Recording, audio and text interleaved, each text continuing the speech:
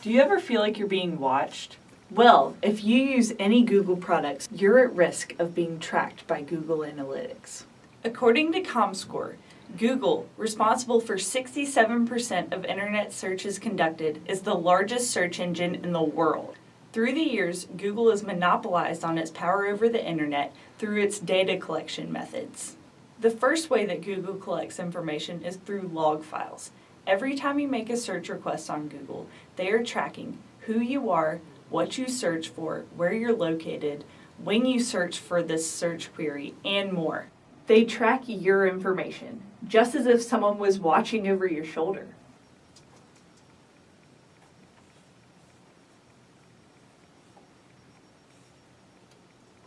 The second way is through picture files called JavaScript, which are embedded in the background of websites all over the internet. When you download the website, you download the JavaScript and involuntarily send information to Google.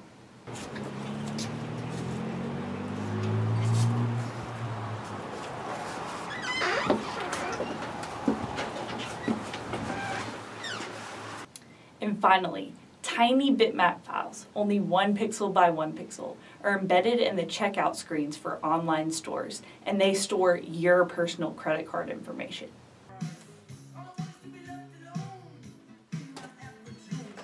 Hey! Making Google better.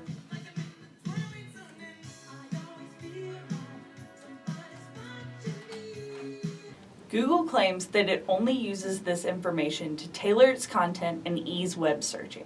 But ads that target users make me think that they have no problem selling our personal information.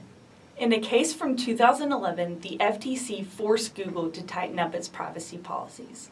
Google's Buzz social network made contact lists of users public without their consent. If Google is making contact lists public without people's consent, what else could they be doing?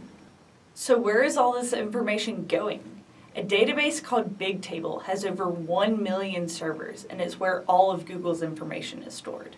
If this information was put onto punch cards holding 80 characters each, there would be enough to cover New England by a depth of 4.5 kilometers.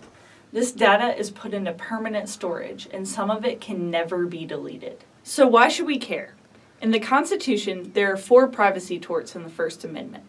2 of them are appropriation, which is the use of a person's name, voice, face, or likeness for commercial use without their permission, and another is public disclosure of private fact. Everyone in the United States is prohibited from these acts, so why does it seem like Google can get away with it? Because Google's data storage system has so many complicated algorithms, no one really knows what they're doing behind closed doors.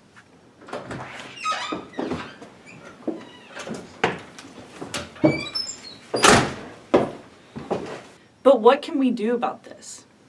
Ideally, I would want everyone to stop using Google email and web searches. Sources like Yahoo and Bing are great for web browsing, and Bing even narrows down your search results more than Google does. Because Google is such a huge web source, it's incredibly difficult to avoid it. So in the meantime, be alert and use Google with caution if you ever need to use it. If you witness any suspicious activity, go to www.ftccomplaintassistant.gov. If we actively work to stop Google, we can protect internet users' privacy and avoid corruption in the future.